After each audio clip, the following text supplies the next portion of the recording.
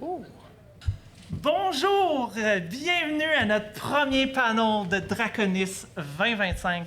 Je suis votre animatrice Flamme Beauregard, aussi co-organisatrice pour le festival Draconis, et je suis en compagnie de Philippe Taillon de Des Contes et des Dés. Ensemble, on va briser la glace du festival, mais avant de procéder, nous allons remercier nos commanditaires sans qui nous ne pourrions pas avoir nos panels en ce moment. Installez-vous, pas de problème. Et donc, DM à cravate, le gnome archiviste. Nous avons aussi les terres d'Obsidia et les figurines MT.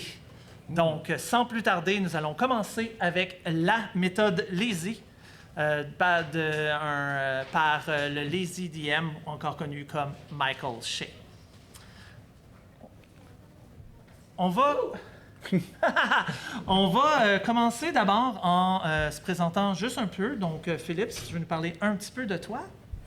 Philippe, des contes et des dés. Je suis créateur de contenu vidéo, mais aussi physique, scénario, livre, animation. Puis j'anime aussi Je Rôle, qui est le plus gros épique au Québec. C'est vrai? 20 tables de jeu pour le bénéfice du Centre des arts populaires de Nicolet, qui revient encore cette année en 2026, en avril.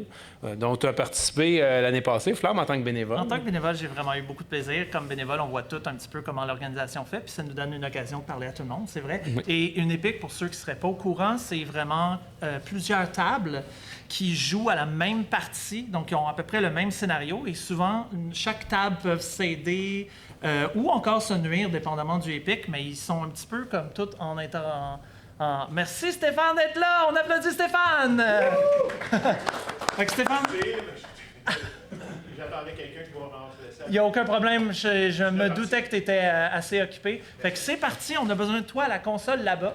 Si jamais toute plante ou que l'ordi ferme, tu me feras signe. Mais à date, on a fait un super montage, ça va être incroyable. Avec des feux d'artifice. Là, maintenant, tu pourrais dire que si ça plante, c'est bon. Probablement que je vais couper le bout parce qu'on a la conversation, à moins que ça soit particulièrement bon, puis que tout le monde dit « Il est où Stéphane? » Si on l'enlève, ça enlève tout au panel. Donc, pour ma part, je suis Flamme Beauregard, je suis maître de jeu depuis 30 ans, je suis une YouTubeuse occasionnelle, j'anime... je co-anime Tout jeu, tout flamme, où est-ce qu'on parle d'actualité rôliste et quelques analyses où est-ce qu'on voit toutes sortes de thèmes où on critique l'actualité actuelle. Désolé pour le pléonasme. Et j'aime ça donner mes opinions. Et c'est ce qu'on va faire aujourd'hui parce qu'on va vous parler non seulement de la méthode Lazy, qui est une méthode pour faire des parties en moins de temps, et mais de tout de même offrir une partie décente, ou même, dans le cas de Michael Shea, l'auteur de la méthode Lazy, il dit que c'est possible. Donc, il est possible de passer moins de temps à la préparation d'une partie, mais d'arriver quand même à offrir une bonne séance de jeu. Donc, c'est quoi la méthode Lazy? C'est des étapes, un checklist et des rappels un petit peu de qu'est-ce qu'on devrait faire à chaque étape. Puis comment on va fonctionner, là? Puis vous avez le droit de nous le dire, c'est, mettons, Flamme, puis moi, on s'enflamme un peu trop, justement. L'objectif du panel, c'est qu'on va regarder le côté théorique, puis après ça, on va discuter, mais ça se peut qu'on mélange les deux un petit peu. Fait que si vous voyez qu'on part trop, là, vous pouvez faire ça, là, puis on va comprendre qu'on dérive, puis que vous voulez savoir la théorie. Donc, la théorie, les 8 étapes sont Wow! Oui, OK. Oui, donne-moi ça. Oui. Finalement, c'est bon. Moi, je pensais que j'allais tout connaître par cœur, mais non. Donc, les personnages joueurs. Donc, un retour sur ces personnages joueurs. Un début fort. Préparer, commencer avec un début fort. Des scènes, donc des scènes potentielles. Avoir à l'affût, à l'idée et d'écrire en quelque part les scènes potentielles que vous pensiez faire pour votre session. Secrets et indices. Location fantastique, les PNJ importants, les monstres, puis les items magiques comme récompense. Donc, qu'est-ce qu'on veut dire par les personnages joueurs? Michael Shea propose, dit en fait que propose de réviser les fiches de vos personnages, réviser leur background avant chaque séance.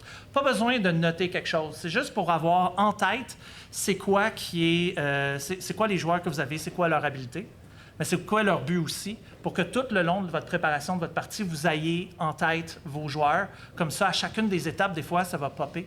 Vous allez avoir des idées sur justement la préparation pour que ça a de la valeur. Ça, on va revenir après, je pense pas. Oui, donc un début forme, à ce moment-là, selon le Lazy DM, c'est le moment le plus important, puis c'est commencer en force la séance. Donc, commencer avec beaucoup d'énergie et commencer, c'est clair où est-ce qu'on est, c'est où est-ce que ça s'en va. C'est une bonne manière d'avoir une bonne séance, donc d'assurer une certaine qualité de la séance, une bonne direction, puis aussi de prendre ses joueurs dès le début. Il propose, qu'en doute, de commencer par un combat, puis j'ai une opinion là-dessus. Les scènes potentielles, ce n'est pas de tout écrire les scènes, c'est vraiment d'écrire quelques phrases où est-ce que vous dites « Ah, mon aventure, il pourrait avoir, voici qu'est-ce qui pourrait se passer », puis d'être prêt à tout prendre ça puis jeter ça aux poubelles.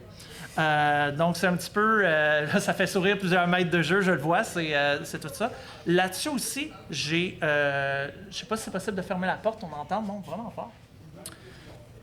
Là-dessus aussi, je vais avoir plusieurs opinions, mais je considère que c'est un des meilleurs conseils que j'ai eu avec le prochain qui est secret et indice, que c'est noter en quelque part une dizaine d'informations qui sont très importantes à votre aventure, mais de ne pas les lier à comment les personnes les trouvent. Donc, par exemple, si vous avez un repère secret de bandit, ben la location du repère secret de bandit serait dans ces informations-là, mais il ne vous dit pas que c'est le garde de la ville louche qui a l'information. C'est à part. Location fantastique, ça, c'est pour mettre de la couleur. Donc, on préparer à l'avance, réfléchir à des lieux qu'on trouve qui sont particulièrement intéressants, puis de vous préparer à décrire ces lieux-là. Donc, avec des qualificatifs, quelques phrases clés, vous préparez un petit peu comment vous allez le présenter. Donc, les lieux qui sont importants, ça vaut la peine de se préparer pour bien les rendre dans la session. Nous avons les PNJ importants, donc bien préparer, bien outliner les PNJ. Qui ici n'est pas arrivé avec le fait de cette personne-là s'appelle Bob? Il y a beaucoup de Bob dans la séance, mais ça va être Bob 3. Fantastique. Ben justement, il y a beaucoup de conseils qu'on donne là-dessus, puis je trouve que le Lazy DM s'en va complètement ailleurs en disant, oui, trouvez-y le nom, passez pas trop de temps sur la description puis le background du personnage, allez directement dans en quoi il sert pour l'aventure. Donc ça, c'est son take là-dessus. Les monstres, il dit, ben préparez les monstres qui risquent d'avoir dans votre aventure, les rencontres, et si jamais c'est un boss, ça, vous passez du temps là-dessus. L'autre, c'est important d'avoir vu les statistiques, de les avoir à la portée, d'être capable d'avoir une idée de qu'est-ce qu'ils font, mais c'est quand ça va être une rencontre vraiment plus épique, plus importante, que là, vous devriez passer du temps pour qu'il y ait la qualité. Mais les autres, allez-y légèrement, parce que le but, c'est que les monstres peuvent arriver un peu n'importe quand. Donc, si vous n'êtes pas restreint dans la manière de comment vous mettez les créatures, ça vous permet de plus de créativité à quel moment on les rencontre, ces créatures-là. Et enfin, j'ai presque fini de parler, les items magiques et les récompenses. Au début, je pensais que c'est préparer vos récompenses à l'avance, comme ça vous les avez. Mais c'est pas vraiment avec ça où est-ce qu'il s'en va. Il est plus en train de dire, les items magiques, c'est un encre, un pouvoir, un outil incroyable pour motiver vos joueurs. Donc, passez du temps là-dessus. Vous donnez un item magique à un personnage, puis que ça l'aide parce que c'est un paladin, puis là, il a enfin son Avenger. Holy Avenger, c'est incroyable pour le développement du personnage. Mais des fois, c'est non seulement tu as un Holy Avenger, mais on va dire il est brisé, il faudrait que tu le répares. Puis là, soudainement, on s'en va dans un lieu magique, une forge spéciale dans votre monde. Ça vous permet d'ancrer, de motiver votre joueur à aller à ces lieux-là ou aller avec les scénarios.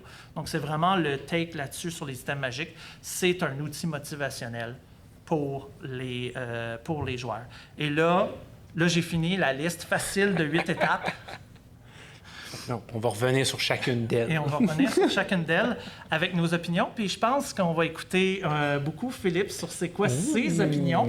Donc on va commencer avec toi et on va avoir en plus des rappels à chaque fois. Ouais. Donc par exemple, on avait parlé de réviser les personnages joueurs, les PJ. Donc, on parle de se refamiliariser avec les noms, les buts, les backgrounds et les habiletés. Pensez aux joueurs. Donc, pensez aux joueurs qui contrôlent ces personnages-là. C'est quoi leur motivation? C'est quoi qu'ils aiment dans les sessions? Puis, gardez les PJ en tête. Gardez-les au cœur de la session que vous créez. Philippe, qu'est-ce que tu en penses de cette première étape-là? Avant de dire tous les détails, là, on parle beaucoup de vous travailler, vous faire ça, mais sachez que aussi vos joueurs et vos joueuses mettent beaucoup d'eux-mêmes là-dedans. C'est pour ça que dans la méthode, il dit beaucoup de centrer là-dessus. Puis tantôt, avant le panel, il y en a qui nous parlaient, il y en a qui font des journaux, il y en a qui écrivent, il y en a qui font des résumés. Ça, c'est de l'art. Parce que non seulement ça vous aide à remémorer, mais surtout, vous voyez l'information qu'ils ont retenue, la manière qu'ils l'ont retenu, puis aussi ce qu'ils n'ont pas retenu. Fait que ça va vous aider beaucoup à, justement, quand vous faites ce point-là de réviser les personnages joueurs, c'est aussi voir qu'est-ce qu'ils ont pris, qu'est-ce qu'il y a, puis aussi sur quoi ils ont accroché. Est-ce que votre super intrigue, là, que vous dites, je vais finaliser ça, je vais travailler là-dessus et tout, finalement, ils sont partis à retrouver le chien Bongo perdu dans le bois, puis ça vous a amené à improviser une sorcière et tout, puis finalement, ça part dans la dérive. C'est aussi un pourquoi il faut focusser beaucoup sur les joueurs, leur interaction, leurs besoins. Moi, je trouve que ce côté-là, c'est quelque chose qui est important. Mais qui a accès à des joueurs qui écrivent les notes de partie comme ça? C'est beaucoup d'implication. Oui. Je veux dire que si vous en avez quelqu'un qui fait ça, c'est de l'or en barre. Vous pouvez aussi leur demander de faire le recap de la session d'avant. C'est une autre façon de voir sur quoi ils ont focusé et peut-être de venir boucher les trous. Ça pourrait être une autre manière là-dessus. Puis aussi une autre manière que je fais des fois, quand mettons, je me rends compte que c'est une session qui a été très, très chargée, c'est faire un petit debriefing aussi à la fin. Juste poser quelques petites questions. Mettons, dire c'est quoi l'élément clé que vous retenez de cette partie-là? D'après vous, c'est qu'est-ce qui va arriver ensuite? Déjà voir, c'est quoi leur théorie? C'est quoi? Ou si vous avez un intrigue ou quelque chose, c'est quoi votre théorie principale en ce moment? C'est quoi vos idées? C'est quel personnage qui vous a accroché? Des fois, d'avoir un feedback à chaud aussi, ça va venir vous aider. Je vois vraiment un lien comme Michael Shea, avec cet objectif-là, il parle du fait de centrez-vous sur vos joueurs, vous regardez qu'est-ce qu'ils font. Je pense que qu'est-ce que Philippe a ajouté comme information, c'est donnez-vous encore plus de chances, profitez de ce moment-là de révision avec vos parties. En plus. Impliquez-les, comme ça vous allez encore mieux voir c'est quoi qu'ils ont perçu. Donc moi je voyais ça comme un bonus. Profiter de ce moment-là de préparation pour faire ça aussi. Moi sincèrement, c'est un truc où est-ce que j'avais jamais pensé à réviser les personnages avant les parties. J'avais jamais pensé à faire ça. Je me dis je les ai dans la tête, puis depuis que j'essaye ça, je dois avouer que c'est un des conseils qui a le plus amélioré ma préparation de partie. Parce qu'en fait, il nous sauve pas du temps, ce point-là, mais il nous permet clairement d'apporter de la valeur. Puis le but n'est pas de passer, puis de passer beaucoup de temps à dire lui-même. Prenez pas vraiment de notes là-dessus, à moins que ça soit très important. Faites juste le reviser, vous allez avoir vos joueurs en tête. Et sur ce, on va passer sur le prochain coin. C'est-tu recto-verso? Non. Je suis un peu déçu que ça soit pas recto-verso. C'est mon imprimante. Un début fort. Le début donne le ton pour le reste de la partie. Donne de l'information sur ce qui se passe et vers où la partie s'en va. In medias res, c'est du latin pour dire où sont les choses, au milieu des choses.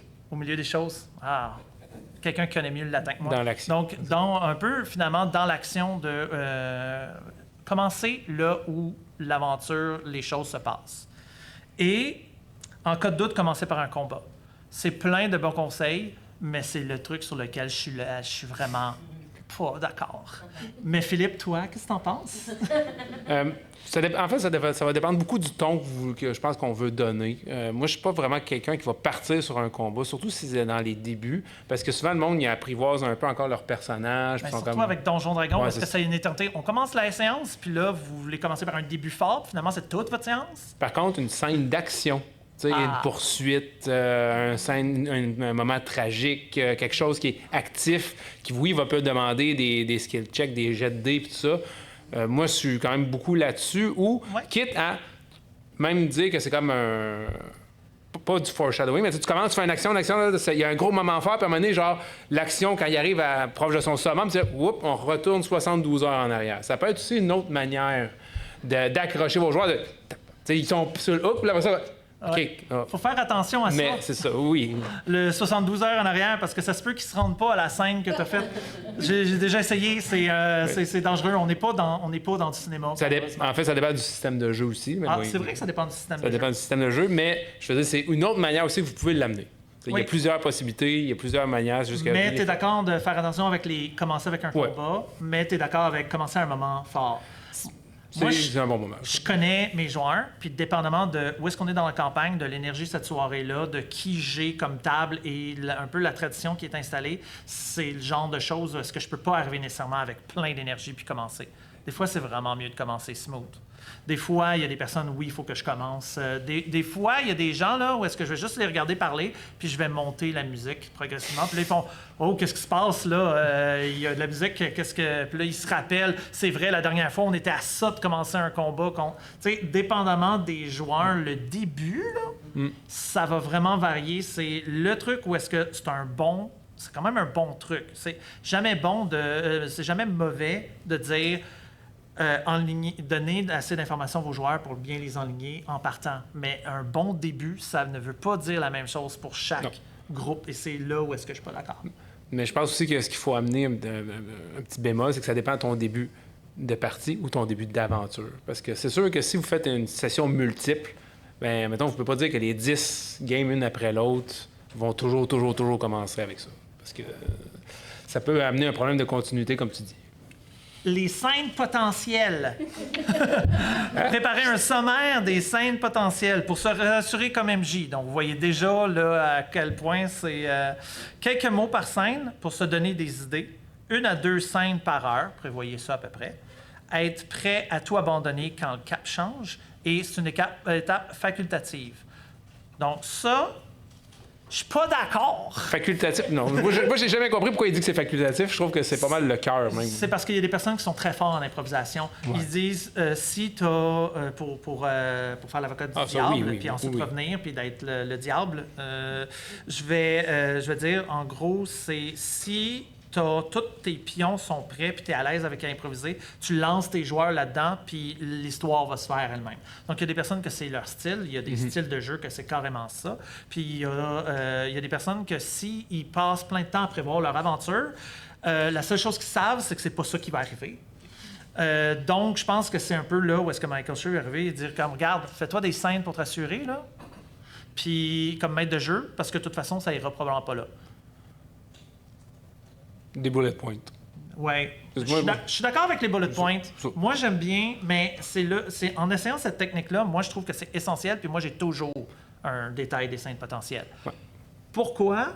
Parce que ça me donne une idée de l'aventure, qu'est-ce qu'elle pourrait être. Puis quand les joueurs stallent, si jamais il y a des éléments où est-ce qu'on n'est pas sûr, je peux les réaligner vers le scénario potentiel. Donc, je suis d'accord avec le fait de faut être prêt à laisser ce cadre-là aller. Donc, il ne faut pas être attaché à son scénario. Il faut laisser les joueurs vers où ils vont. Mais des fois, trop de lousse, ben on se perd. Donc, des fois, on veut quand même qu'il y ait un cadre où on veut un peu d'aide. Et c'est là où est-ce que, et d'ailleurs, les autres éléments, je trouve qu'ils viennent bien, où est-ce que les PNJ... Ben, mon PNJ va peut-être donner une information qui retourne vers un des scénarios potentiels que j'avais tracé. Donc, je n'aime pas le côté c'est facultatif. Pour moi, c'est essentiel. Mais je pense que en y repensant, je pense que ce qu'il veut dire par être facultatif, c'est si tu développes les autres points d'après, ça va venir naturellement. T'sais, mettons, si on parle de placer des trucs, ben c'est comme le prochain, noter les indices et les secrets. On a un point de vue. Stéphane, c'est qu'on a prévu un 10 minutes à la fin pour donner des opinions. Ben, tu veux donner ton opinion maintenant? Vas-y, Stéphane. Si je te dire, vas-y. Est-ce qu'on va revenir en arrière sur tous les points qu'on a parlé avant? Go, Stéphane. OK. Ben, c'est parce qu'en fait, moi, mon point là-dessus aussi, c'est que ça dépend aussi du genre de joueur que tu vas. Il y en a qui prennent beaucoup d'initiatives, et à ce moment-là, tu les laisses aller. Mais il y en a qui aiment ça, être guidés. Ouais. Avoir une bonne idée de où ce que tu veux t'en aller, et ils sont parfaitement corrects à y aller avec toi. Fait que tu sais, c'est comme en même temps, ces conseils-là sont pas mauvais, mais ça s'adapte, c'est pas adapté à tout le monde, Ah, à c'est tous les groupes non plus. Il faut toujours s'adapter à sa table. Ouais. Le- Pas adapté à non plus tous les systèmes, c'est pas non plus adapté. C'est vrai. C'est ça. C'est ça. Faut réagir. C'est sûr qu'à tout ce qu'on va dire ce soir, il faut adapter ça à votre table, à vos joueurs, à votre méthode. Tu sais, c'est une vision qu'on partage en ce moment, c'est une méthode parmi d'autres. Il y en a qui vont fonctionner, il y en a qui vont pas fonctionner avec vos joueurs. C'est vraiment très orienté Donjons et Dragons. Oui, ben c'est ça. Michael Shea pense vraiment à Donjon Dragon quand il prépare ça. Alors, automatiquement, il faut se dire comment on adapte ça pour les autres systèmes. Notez les indices et les secrets. Donc, que ce soit des secrets, des indices de l'histoire, souvent qu'on appelle du lore, et des informations générales. En une phrase ou moins, c'est indépendant de la manière dont on trouve l'information. C'est prêt à être révélé n'importe quand. Une dizaine d'informations comme ça par partie. Et les secrets ne sont vrais que lorsqu'ils sont révélés. Ça, c'est mon bout préféré, Ouais. par exemple. Ben oui, effectivement, parce que il y a même les jeux des gauntlets qui vont beaucoup là-dessus, là, les jeux d'enquête, là, genre tu as des checklists d'indices. Là. Puis je pense que c'est quelque chose qui est vraiment important, puis que des fois, on oublie. Tu sais, on veut faire notre histoire, on veut faire ça, mais... J'oublie qui a dit quoi. Puis il n'y a rien de pire. Je me rappelle, à un certain moment donné, je roulais Wild Beyond the Witchlight et chaque personne dans le carnaval magique qui est là a des informations différentes. Et je me suis rendu compte qu'en suivant ça, je me suis vraiment tiré dans le pied. Là, j'avais pu... j'étais un petit peu perdu. Des fois, j'aurais voulu donner certaines informations. Je me dis, là, c'est le temps. Ils ont interagi avec ce personnage-là. Donc, le fait d'avoir les informations nichées dans les personnages, ça m'a restreint comme maître de jeu. Ça m'a enlevé de la liberté. Donc, je vous conseille, quand vous préparez vos parties, et même quand vous prenez les campagnes comme ça, faites une extraction de ces informations-là, mettez-les sur une liste, puis quand vous les révélez, vous marquez c'est qui l'a révélé. Comme ça, quand il revoit l'autre personne, puis qu'il dit « Tu nous as dit ça hier. » Ah ouais? C'est lui qui vous a dit ça? Ah! Eh bien, si vous n'avez pas cette surprise-là.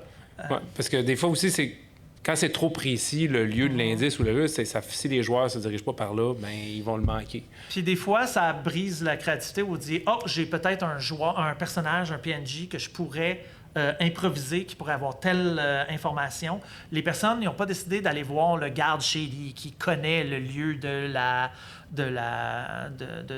repère de bandits. À la place, ils sont allés voir le barman de la taverne, puis ils ont dit « Moi, j'ai beaucoup de contacts. J'essaye de voir si, justement, c'est pas un de mes contacts, ce barman-là. » Puis là, tu veux pas tuer cette créativité-là pour faire « Ah non, t'aurais vraiment dû aller parler aux gardes. » Non, ils prennent de l'action, ils prennent de la gentilité, ils donnent de l'histoire à l'aventure. Fait que sois prêt à avoir ces informations-là qui sont apportées par d'autres personnages ou par d'autres moyens. Sincèrement, ça m'a vraiment aidé, ça m'a rassuré dans ma manière de préparer les parties. Ce conseil-là est probablement un des qui m'a le plus aidé. Il y en a plusieurs qui m'ont rassuré. Je dirais qu'avec le réviser les personnages, là, c'est vraiment comme... Ça m'a aidé à me structurer puis à voir de la manière que je veux avoir l'information prête. Puis dites-vous que les joueurs, ils savent pas ils étaient supposés être où votre indice. J'ai encore, en fait, Vas-y, Stéphane. j'irais même, le dernier point est extrêmement important. Oui. Et j'irais même un niveau plus loin. Vas-y. Quand on dit les secrets ne sont vrais que s'ils sont révélés, c'est aussi vrai pour le MJ. Ouais. Oui, bien c'est ça. Des fois, vous réalisez « Ah! » C'est ça. En fait, moi, une des techniques que j'ai, c'est de dire, j'introduis des choses, je ne sais pas qui le fait, pourquoi c'est fait, je le garde pour plus tard, seulement quand ça va devenir intéressant à révéler. Et là, je peux le manipuler comme c'est la meilleure avec la meilleure méthode possible. Et le résultat est extraordinaire. C'est vrai, mais je vais arriver avec un contre-argument aussi. Oh. Des fois, quand vous avez des informations en tête, des secrets en tête, vous faites votre partie en pensant à ce secret-là. Le fait d'aller le modifier par après, des fois, ça crée quasiment des paradoxes, des problèmes où est-ce que les joueurs ont quand même pick-up sur des indices dans ta manière de jouer. Et là, tu as changé quelque chose à posteriori, puis tu arrives avec des contradictions. Imaginez des lieux fantastiques. Donc, parfois, présenter des descriptions intéressantes ne s'improvise pas. Donc, quand quelque chose, vous n'êtes pas capable de l'improviser, préparez-le à l'avance. Et des fois, des belles descriptions, ça ne s'improvise pas.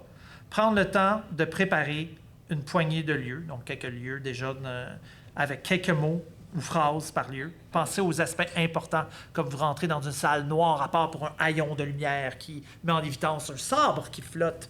Voilà, bon. Pas un texte au complet.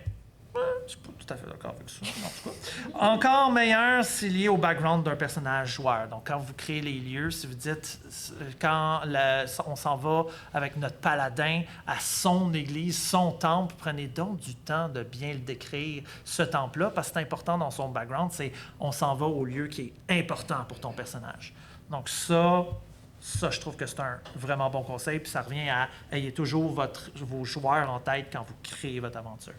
Puis il faut qu'il soit modulable. Ça fait partie un peu de la méthode. Il ne faut pas qu'il soit nécessairement fixe à 100%. Il faut que vous soyez capable de l'adapter à peut-être ailleurs ou un autre, à part bien sûr si bien sûr c'est un endroit qui est hyper défini, comme le château de okay. Mais mettons, quand il parle de préparer plusieurs petits lieux, faites en sorte que il n'est pas obligé d'être absolument à côté de la taverne. Vous le voyez dans votre tête, c'est à côté de la taverne, puis ça. Vous avez toute votre... Mais mettons, si c'est pas une carte qui est prédéfinie, puis que vous êtes beaucoup dans le Theater of the Mind, ou vous êtes en mode exploratoire, faites en sorte que c'est pas grave si vous le changez de place. C'est un peu ça aussi qui veut dire, dans le sens que, comme ça, la préparation que vous avez faite, vous allez éventuellement peut-être pouvoir l'utiliser. Plutôt que de dire, c'est absolument là, à cet endroit-là, à ce moment-là, il faut qu'il y ait la pleine lune, puis... Mais ça revient un petit peu, je crois, à ce que tu es en train de dire, à le fait de quand on a préparé un donjon, puis que nos joueurs ont décidé de ne pas aller dans le donjon, puis on fait « Ah ouais, la prochaine fois que j'ai besoin d'un donjon, vous allez là, c'est juste que vous n'allez pas le savoir. Vous avez changé de pays, mais ça va être le même maudit donjon. » Les murs vont être verts au lieu d'être rouges. Ça va être les mêmes pierres. Oui, c'est ça. Mais ça va être les mêmes pièges puis les mêmes monstres. Ouais. Faut pas que ce soit trop rigide. Donc, gardez vos descriptions. Non, j'aime ça. Mais oui, c'est vrai que ça sauve des fois du temps, surtout si vous avez de la misère à improviser ces lieux-là. Puis ça donne un ton. Moi, je pense que c'est vrai que ça ajoute de la valeur. Les PNJ. Moi, j'aurais parlé des PNJ avant de parler des lieux, mais se concentrer sur les PNJ importants. Les autres peuvent être improvisés. Un nom, un lien avec l'aventure, un archétype, let's go. Gardez ça bref, moins de description, moins de backstory, plus sur la manière de le jouer. Être prêt à abandonner son PNJ et un archétype, pas un stéréotype. Bon. Ça, par rapport à les PNJ ou autres, quand ils mentionnent garder ça bref, je pense que le but, c'est de garder en tête que votre objectif, c'est de faire vivre l'aventure, c'est pas de l'exposer. C'est qu'est-ce qu'ils appellent en anglais l'exposure, là, de commencer votre tirade qui va prendre 5 minutes à décrire. Soyez dynamique, vivant, puis faites en sorte que c'est par son agissement, la manière qu'il parle, les interactions avec les joueurs, que là, vous le définissez. C'est comme ça va être... Les joueurs vont se sentir participatif dans la création aussi de ce PNJ. Soyez prêts à abandonner vos personnages non-joueurs. Vous préparez des fois un personnage qui commence comme un personnage louche dans une taverne, qui a plein d'informations, qui a un background vraiment riche, et vos joueurs s'en foutent complètement. Mais le petit marchand que vous avez improvisé avant la taverne, qui est clairement un arnaqueur, puis qui a une drôle de voix, lui va devenir super important dans votre aventure. Donc, soyez prêts avec de les abandonner. Soyez prêts à faire en sorte qu'ils servent l'aventure. Ben là, je vais faire que c'est mon marchand à la place que l'autre personne louche qui va apporter les informations et qui va assister les joueurs, même si l'autre personnage, il y a tellement un backstory qui vient me chercher en quelque part. Là, c'était mon personnage, Philippe. Ouais. Mon personnage. Mais c'est pour ça que... Mais Notre écrivaine de la pièce nous dit « Écris un livre si tu veux pour faire vivre tes PNJ. » Le côté lien à l'aventure, avec l'aventure, ça, comme Flamand dit, ça, vous pouvez le changer de place. T'sais, comme elle mentionne, si le petit gobelin unijambiste qu'ils ont rencontré en avant de la taverne est plus cool que votre tavernier, ben ça peut être lui c'est lui le lien à l'aventure s'il le fait. Après, ton galouche, tu peux très bien le reprendre et puis le renvoyer dans la taverne, il y a 3 villages plus loin. Ouais, c'est ça. Là, il porte un chapeau bleu. Là. Ouais, à la place du chapeau rouge. C'est comme des figurants. dans ça. Ouais, non, c'est ça. Ils sont toujours prêts. Comme des donjons que les joueurs ont ignorés. Comme j'ai dit un peu plus tôt, les joueurs, ils savent pas ce que vous avez préparé tant qu'ils le vivent pas. C'est vrai. Moi, je dois avouer que j'aime bien tous les conseils. J'aime, par exemple, avoir des descriptions prêtes. Parce qu'il n'y a rien tel où est-ce que j'arrive, puis là, je décris mon personnage, puis ils se ressemblent tous. Donc, avoir une coupe de noms, une coupe de... Il y en a qui vont avoir des chartes random d'apparence. Il y en a qui vont déjà avoir des personnages à peu près. Peu importe ce qui vous arrange, tant que vous ne passez pas trop de temps dessus. Donc là, on parle vraiment de la méthode lazy, ou plutôt être économe. Préparer des NPC interchangeables qui aident l'aventure. Ils vont vous être plus utiles que la personne sur laquelle vous avez travaillé vraiment, vraiment beaucoup.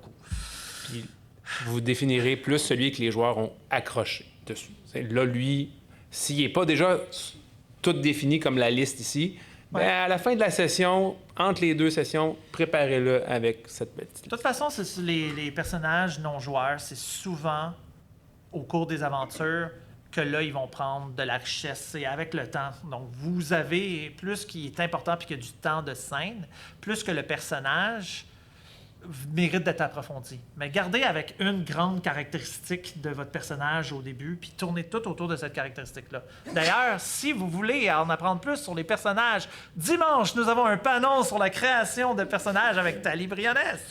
Wouh! Mais passons des personnages vers les... Ouais, monstres. Les monstres? Ah, moi, je pensais que c'était les systèmes magiques. Ah, je me suis Non, les trompé. systèmes, c'est en dernier. Les monstres. Donc, choisir les monstres qui vont servir, préparer les monstres qui pourraient survenir dans la séance, s'inspirer des descriptions des monstres. Donc, des fois, les descriptions dans le bestiaire monstrueux, pas celui de 2024, là, celui de 2014, ou encore mieux, 3e édition, et je vais aller me battre pour la 3e édition, où est-ce qu'on a vraiment Puis la plein deuxième, elle. on peut, ça commence à être un peu loin, mais je l'ai chez nous, le bestiaire, en français. Avec la page complète Ah, sur puis le... le truc est en train de tomber en morceaux, vraiment. Mais des fois, s'inspirer justement du lore sur les monstres, ça peut être utile, ça peut vous inspirer. Saisir le niveau des monstres, mais pas nécessairement de faire des calculs approfondis sur le niveau par rapport à vos joueurs. Improviser les combats généraux, mais pour les boss, bien comprendre l'adversaire, maintenir un défi, s'enlever maintenir le défi, mais quand vous créez un défi pour vos personnages, il n'enlève pas rien à votre personnage. Donc, si votre magicien est un magicien du feu, ben amusez-vous pas à mettre comme je vais mettre plus de défis, je vais faire que mon monstre il est immunisé au feu. Ça enlève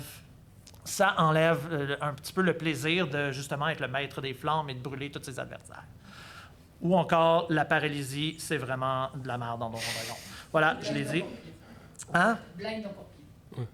Blind. Blind? L'aveuglement. L'aveuglement, c'est pire. En 3-5, c'est une horreur. Ah, 3. Mais être paralysé, moi, je trouve que c'est vraiment bad. Ouais, c'est ça. Oui? Ça, les monstres, là, je sais que, tu sais, quand il dit beaucoup s'inspirer, préparer, qui pourrait survenir, puis depuis le début, on dit d'être modulable et tout, là. Faut pas non plus tomber dans le piège de ce qu'il appelle de l'ogre quantique. C'est que si certains, autrement dit, genre, vous avez prévu un ogre, ben il va y avoir un ogre, peu importe où est-ce qu'ils sont. Tu vas à droite, il y a un ogre. Tu vas à gauche, il y a un ogre. Tu décides de passer par-dessus la montagne puis pas prendre le chemin. Au top de la montagne, il y a un ogre. C'est ça, Il y en a un qui a un chapeau bleu, il y en a un qui a un chapeau vert, puis...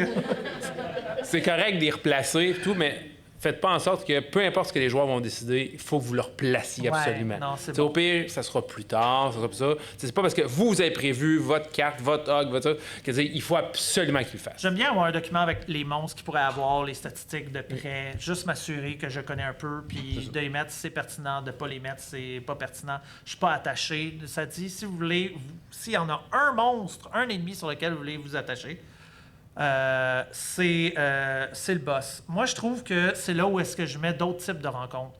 C'est parce que j'aime pas juste les monstres et les adversaires, j'aime les bons pièges, j'aime les situations, les situations où est-ce qu'on a plusieurs défis, une scène d'action où est-ce qu'il va y avoir plusieurs skill checks. Fait que ça, je trouve que ça rentre dans la même catégorie, vos statistiques, il faut les avoir prêts. mais vous vivez pas à je veux absolument mettre mon monstre ou je veux absolument mettre ma poursuite de toi en toi avec la pluie puis des éclairs qui pourraient toucher un des adversaires. Puis là, en tout cas, ça fait préparez-les, mais vivez pas de ces affaires-là exclusivement. Ouais. Je pense que c'est ça qu'il veut dire par improviser les combats généraux. Faites-vous une bassine, un plan, une liste, puis j'ai dedans. Là, mais... Je pense que j'aime ça. Je vais préparer une poursuite sur des toits avec de la pluie puis des éclairs qui tombent. J'aime mon idée. Les récompenses, les items magiques. Donc, c'est une opportunité de mettre en lumière un PJ et de faire de plaisir aux joueurs et aux joueuses. C'est un absson de choix pour investir toute votre table dans l'histoire que vous êtes en train de créer. Donc, c'est de la motivation, surtout si ça manque quelque chose pour que l'item magique fonctionne.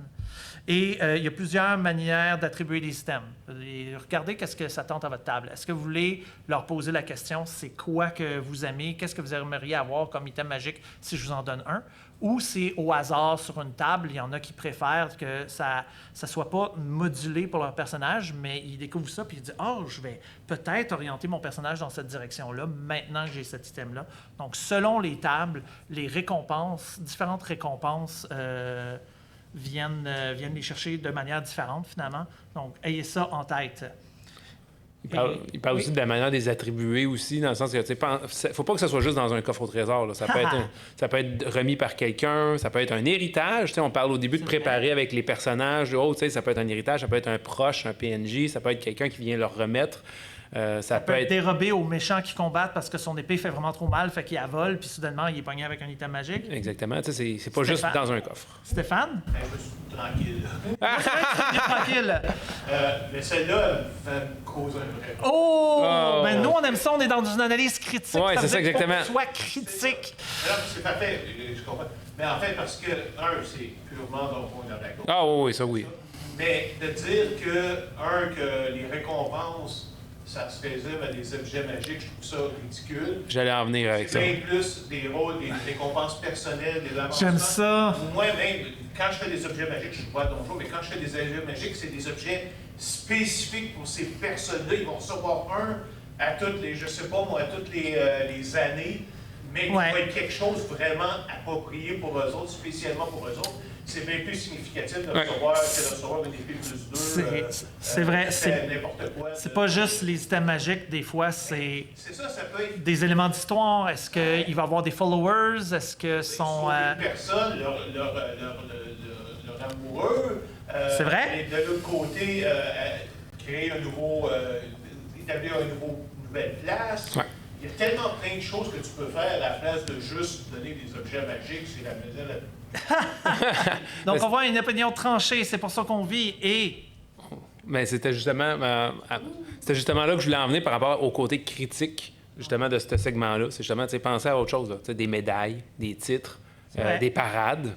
Ouais. Des buffets, des banquets, où est-ce qu'en même temps, vous pouvez peut-être des scènes sociales qui veulent jouer depuis un bout. Ouais, tu sais, puis qui peuvent parler entre eux, puis qu'à la fin, vous pouvez finir avec oh, il y a un petit quelque chose de bizarre dans le banquet, ou le fameux tavernier louche, il est dans le coin, là. Il y a un chapeau brun. C'est ça. Et ceci nous emmène aux 10 dernières minutes du panel. Donc, les personnes qui ont une partie à 8 heures, c'est le moment parfait pour... Il est juste 7h40. Oui, il est 7h40. Donc, on veut parler longtemps, là, sur le donc, il y côté. a des personnes qui veulent... donc, vous pouvez, dans la période de questions, ne pas hésiter à vous lever pour y aller. Sinon, il nous reste 10 minutes, justement, de commentaires, de questions et de Stéphane. Mais, tu sais, On aime Stéphane en passant. On n'aurait pas de festival Draconis sans lui. Alors, une bonne main d'applaudissements. Ben oui. Bon. Mais là, c'est le temps, justement, tu sais, on parlait, là, on était plus en mode, on passe les points, on en discute, oui, on donne un petit peu notre opinion, mais là, c'est le temps aussi de vous entendre, puis de voir, vous, votre opinion, puis après ça... Ou si vous avez des questions, comme, vous avez parlé de ça, mais je veux vous entendre plus. Oui, c'est ça, là, c'est... ça aussi. Donc, une question là-bas. Oui, j'avais un commentaire. Parle fort. Vas-y. Oui, j'avais un commentaire! C'est très bien. Par rapport à quand on parlait des NPC, puis quand, exemple, parce que c'est à 100% vrai, tu fais un NPC super comme préparé dans ta tête, finalement, qui accroche plus sur l'autre, qui a qui parle avec un liste. Mais ce NPC-là que tu as préparé, il ne faut pas oublier que, c'est moi que je le vois, il y a un agenda puis une vie Oui. dans le monde, malgré tout. Fait il faut faire d'autres choses, c'est que peut-être participer à d'autres aventures. Et là, un moment donné, il arrive et il revoit le même personnage qui était comme ça. Puis c'est vrai. Oh my God, c'était lui qui était devenu en collaboration avec l'autre personnage. C'est probablement le défaut de la méthode Lazy. On Ouais. s'entend que c'est une méthode qui est faite pour que ça ne vous prenne pas trop de temps de créer une aventure puis que ça soit quand même bon. C'est des fois la richesse et l'approfondissement. Ça veut dire qu'on coupe les coins ronds là-dessus. Mais ça ne veut pas dire que pour vos séances, vous dites adieu à ça. Ça veut juste dire qu'une bonne manière de préparer une séance rapidement, c'est de viser justement un axé sur l'action, axé sur la séance, axé sur qu'est-ce qui se passe là, moins sur la description et le backstory. Parce que oui, dans une méthode, mettons une partie plus standard, parce que là, on parlait beaucoup de cette méthode-là. Ouais. Mais oui, il faut que votre univers reste cohérent et vivant. Ouais. Ça tourne pas. Il est pas genre fixe dans le temps, il est paralysé quand les joueurs sont pas là, puis quand les joueurs approchent, oups, ça bouge un peu. Sauf que ça demande beaucoup plus de temps et de préparation. Mais encore là, ça peut être adapté à cette méthode-là en y allant avec des bullet points, puis il disait des fois une phrase ou deux. Ça peut être comme ce fameux PNJ-là qu'ils vont peut-être pas rencontrer en suivant un petit peu la méthode des IDM. Vous pourriez dire, bien, vous pouvez, mettons, mettre 5 étapes à sa progression. T'sais, étape 1, il va faire ça. Étape 2, il va faire ça. Étape 3, 4, 5. Puis, ben, vous dites, ben, cette fois-là, ben, il serait à l'étape 1. Ils n'ont pas agi avec. OK, la prochaine fois, il va être à l'étape 2, 3, 4. Puis à un moment donné, ben, il va peut-être arriver à un point que, ben, là, il est rendu le roi du monde. Ah, c'est qui, lui? Il me semble qu'on l'a déjà vu, mais je m'en rappelle pas, tu sais. Ben, j'exagère beaucoup, mais tu sais, on peut faire coexister un petit peu les deux. Je crois qu'il y a moyen de jongler avec le tout. Question, commentaire? Oui? Ouais, ben les secrets lore à dropper dans le game, ça peut Ouais. être une affaire qui s'est passée. C'est vrai? Tu peux dropper ça, tu peux voir 2-3 affaires qui s'est passées depuis la session, depuis Ouais. la fois que tu es venu en ville, puis ben, Ouais. tu peux dropper ça comme affaire. Ben, c'est ça. C'est la suggestion de Michael Shea, c'est préparer le lore, les informations. Si vous voulez économiser du temps mais que ça ait de la valeur, préparez une liste. Soyez prêts à comment vous les droppez et tout ça. Mais des fois, j'aime, encore une fois, on a parlé de richesse de personnages. C'est vrai aussi pour ces informations-là. Des fois, au cœur de votre aventure, vous avez un lore qui est important sur lequel vous avez travaillé et qui fait vivre le monde. Ça dépend toujours de comment bien l'emmener, évidemment. Mais ça ne veut pas dire dites adieu à ça. Ça veut dire quand vous préparez vos séances, faites attention à ça. Ouais. Puis quand il disait les 10 points aussi à préparer, c'est par séance. C'est Fait que, est-ce que C'est 8 points. c'est pas 10, je veux dire, C'est pas 10 points, c'est pas 8 10 points. indices, c'est pas 10 indices? Ah, 10 indices. Excusez, oui, 10 indices. Je pensais que tu parlais des 8 non, étapes. les 10, Vas-y. Écoute-moi pas. les Continue. 10 indices, ben, ceux qui ont découvert, ils sont enlevés de la liste. Là. Vous la refaites. Fait que ce que vous pouvez faire pour l'autre d'après, c'est, mettons, 3 séances plus tôt, là, sont allés à telle ville, ils ont fait telle action, tel truc. Ouais, vous c'est pouvez l'ajouter dans cette liste-là, qu'à un moment donné, il y a un PNJ qui parle de ça, un raconteur ou autre. Puis là, ils vont justement vivre que c'est vivant, puis que leurs actions. Puis ajouter un petit élément que, suite à leur départ, quelque chose. Fait que là, ça peut servir votre trame, ça peut servir votre monde, parce que oui, c'est des indices sur la trame, mais ils parlent indices aussi au sens large de l'exposition à votre univers, pour que ça soit vivant, puis que ça soit plus fluide et pas justement ce qu'ils appellent des lore bombs, des lore drops, puis justement des surexpositions. Puis ça peut rentrer là-dedans aussi dans vos 10 cases à cocher. Donc, ce que tu mentionnes de « Hey, qu'est-ce qui s'est passé dans le passé » peut rentrer dans cette liste-là aussi, d'informations à donner. Stéphane? Oui. Ça, c'est toi. J'ai deux petites affaires là-dessus. Premièrement, en fait, petite blog, là, si jamais j'ai un panel demain. Pas un autre panel? Sur quoi? 2 heures pratiquement sur la création de campagnes à long terme. Ah, j'aime Mais- ça, des campagnes à long terme. Une des affaires que je veux parler, c'est comment on peut construire son intrigue et justement de montrer à quel point vous n'avez pas besoin de tout préparer à l'avance, de donner Ouais. des trucs pour tout reconstruire au fur et à mesure. Mais bon, le point qui nous concerne particulièrement, moi, c'était le point sur les combats. Tu sais, commencer par un combat. Ouais. Souvent, le combat, c'est la partie la plus plate. Mais- Ça dépend des joueurs. Ouais. Oh, oui, c'est ça. Non, mais... Mais dans mes campagnes à moi, le combat, je m'en sers uniquement pour comme le point final d'un épisode vraiment... Ouais. C'est un combat important, je ne fais jamais de rencontre. Les choses C'est ça. montent à une C'est rencontre. significatif. Fait que l'idée de dire que je commence par un combat, c'est ridicule pour moi. Puis moi, je trouve que c'est lent, un combat. Ça ralentit le beat. Et en plus, ça tue le momentum. Ça tue le Et en même temps, momentum. c'est qu'il faut que justement tu montes tranquillement la pression pour arriver à une place où ce que le combat devient « Hey, là, lui, j'ai envie de se péter à la gueule. Fait que je vais y aller à plein fond dans mon combat. » Ouais. C'est comme, OK, je me bats pourquoi je me bats, mais je vais... Ouais. Oh, C'est ridicule comme combat. C'est pas ce que dit la théorie. La théorie dit pas commencer par un combat, elle dit commencer au milieu de la chose. Ouais. Ouais, c'est en cas de doute, mettez un combat. C'est ça. Commencer par un combat. Mais si vous n'avez pas d'une autre idée, moi je dirais trouvez-la l'idée. Ouais. Tu sais, il y a des films qui commencent par une Il nous reste 2 minutes. On a 2 questions. J'aimerais. Mais oui, non, mais c'est commencer au milieu de quelque chose de vivant. On pourrait résumer ça comme ça. C'est dans une on peut scène s'entendre. vivante et qui a de l'énergie, comme tu mentionnes, tu sais, qui va aviver la partie. Notre ami ici. Oui. Il y a des trucs intéressants pour être capable d'avoir des outils prêts pour animer et improviser dans une game. Oui. Après, il y a un élément qui m'a un peu dérangé, puis c'est globalement sur le concept de l'agence du joueur. Ouais. Si on embarque dans une campagne, puis le Game Master fait « Je fais une table, vous allez sauver le monde », ben, tu te fais un personnage approprié, tu sais dans quoi t'embarques. Tu sais. Mais après, que ce soit Donjon Dragon ou un autre système, pour moi, déjà, ça prend un mindset particulier de dire qu'on commence dans l'action pour prendre cet exemple-là. Parce que tu t'assumes déjà les décisions de mon joueur qui vont me mener dans l'action. À moins que j'ai une embuscade en plein milieu de la nuit ou ce genre de situation-là. Puis il y a beaucoup d'éléments, tu sais, que tu fais, ça n'a pas marché, ben je vais le reprendre à un autre moment. Ouais. OK, mais si moi, ton œuvre, je l'ai vu venir puis je l'ai évité, Ah, ça.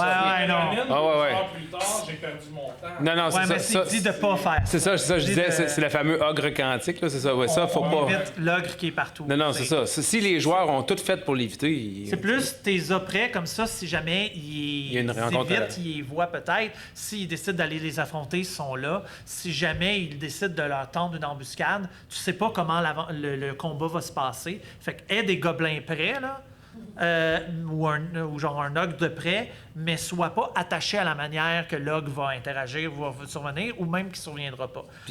Mais si c'est un boss, puis cet ogre-là, il a tué la mère d'un des personnages, puis c'est de la vengeance, puis ça va être un boss vraiment très fort, ben là, mets de l'attention. Tu sais, c'est plus là-dessus qui parle. Puis d'ailleurs, il dit, l'ogre quantique n'existe pas parce que le but est tes encounters soient prêts, là, mais en même temps, sois prêt à pas les faire. Ouais, c'est ça. Économise du temps. Puis si, dans la pratique, ils savent qu'ils ont évité une rencontre parce que, justement, ils ont été astucieux, ils ont évité, ils ont fait du sneak out, celle-là, là, est faite. C'est ça. Elle, tu la réutilises pas, là. Ils l'ont évité, justement.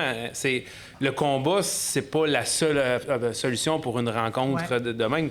Ils l'ont évité, ils l'ont réussi, parfait. Même au contraire, tu peux leur donner autrement la récompense qui aurait été avec cette rencontre-là pour récompenser qui ont été astucieux, qui ont été prudents ou autre.